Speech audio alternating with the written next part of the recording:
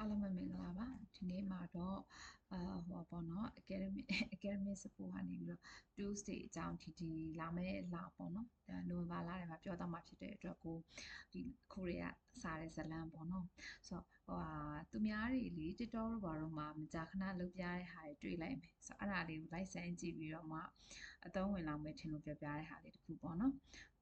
အဲ့တော့ဘယ်လိုလုပ်ခိုင်းလဲဆိုတဲ့အခါကျတော့ဒီ GPT တွေကနေပြီးတော့မှလာတဲ့ text တွေကဆိုလို့ရှိရင်တဲ့ hidden character တွေပါနေတယ်လို့ပြောတယ်အဲ့နဲ့ hidden character တွေဘယ်လောက်ပါလဲဆိုတဲ့ဟာဒီမှာသွားပြီးတော့ကြည့်လို့ရတယ်တဲ့ invisible character viewer.xyz ပေါ့နော်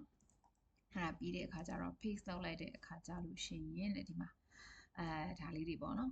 ဒီဟာတွေရှိနေတယ်ပေါ့နော်အဲ့ဒါတွေကဒီ GPT ကနေလာတဲ့ပုံစံတွေပေါ့နော်တနည်းအားဖြင့်ပြောမယ်ဆိုလို့ရှိရင်တကယ်တော့ဒါတွေကပါလဲဆိုလို့ရှိရင် hyphen တွေဆိုလို့ရှိရင်က U14 လို့သုံးတယ်ဒီ dot dot လေးတွေကကျတော့ enter ကိုပြောတာပေါ့နော်19ဆိုတာကကျတော့ apostrophe x ကိုပြောတာပေါ့နော် U9 U plus 19ဆိုတာလေးအဲ့ဒါတွေကိုဘာလုပ်ရမလဲဆိုတဲ့အခါကျလို့ရှိရင် remove လုပ်လိုက်ပါပေါ့နော် remove လုပ်ပြီးတော့မှသုံးပါဆိုပြီးတော့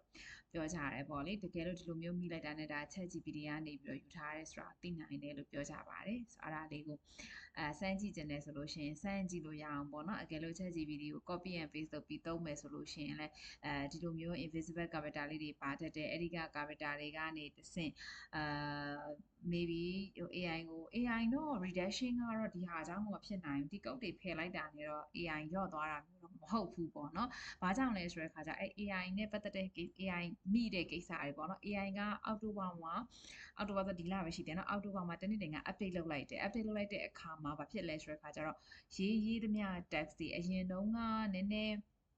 ပြောမယ်ဆိုကွာအရင်တော့တချို့ text တွေဆို AI မမိဘူးဒါပေမဲ့အခုကမဟုတ်ဘူး GPT ကလာတဲ့ text မှန်သမျှပြီးရင် other AI tools တွေကလာတဲ့ဟာမှန်သမျှအကုန် AI နေမိတာအဲ့တော့ဒီလ project တွေမှာလည်းတောက်လျှောက်လုပ်ရတဲ့ဟာတွေဒီ AI redaction project တွေကြီးပဲလုပ်ရတယ်အဲ့တော့ AI redaction မှာဆိုလို့ရှိရင်ဘယ်လိုမျိုးအကြောင်းအရာတွေက AI ကလာတဲ့ဟာမျိုးတွေလဲဆိုတော့ဘယ်လိုမျိုးဟာတွေကိုသတိထားသင့်လဲဆိုတဲ့အခါကြလို့ရှိရင် AI use a lot not only but also အဲ့ဒါကတော့အရင်ကမှ popular ဖြစ်ပြီးသားသိပြီးသား pattern ပေါ့နော် not only but also ကိုတအားရေးပါတယ်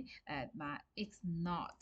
final but not and but ပေါ့နော်အဲ့ဒါတအားရေးရယ်ပြီးတော့တဲ့အခါကြလို့ရှင်ဒီလို hobbies prayers or reflections เนาะအဲ့ဒါတွေတအားရေးပါတယ်ပြီးတဲ့အခါကြလို့ရှိရင် repetitive ပေါ့နော်ခဏခဏပြန်ပြီးတော့ပြောတဲ့ပုံစံတွေပြောပါတယ်အဲ့ဒါတွေက AI ကလာတဲ့ text ပုံစံတွေ text pattern တွေဆိုပြီးတော့ပြောမယ်ဆိုလို့ရှိရင်လူသိများနေတာပေါ့နော် hot နေတာပေါ့လေအဲ့ခါကြတော့အဲ့ဒါတွေကိုပြန်ပြီးတော့မှ change ဖို့လိုပါတယ်အဲ့ဒါကိုဘယ်နည်းလမ်းနဲ့ change လို့ရမလဲဆိုလို့ရှိရင်တော့ only one method ပါ proof reading ပေါ့နော်ပြန်ဖတ်ပြန်စစ်မလို့ရင်ဖဲထက်ရင်ဖြုတ်တူရာတွေဖြုတ် pattern တွေချိန်အဲ့ဒါဆိုလို့ရှင်တော့အဆင်ပြေမှာဖြစ်ပါတယ်အဲ့ဆိုတော့ AI test ပါရော့သွားနိုင်ပါတယ်ပေါ့နော်ဆိုတော့အဲ့ဒါလို့ manually ဖတ်ပြီးတော့လုပ်မှာပဲရတော့မယ် copy and paste copy and paste copy and paste doesn't work ပေါ့နော်ဆိုတော့အဲ့ဒါကတော့လုပ်မဖြစ်ပါဘူးဆိုတော့အဲ့ဒါလေးပြောပြတာပါကျေးဇူးပါရှင်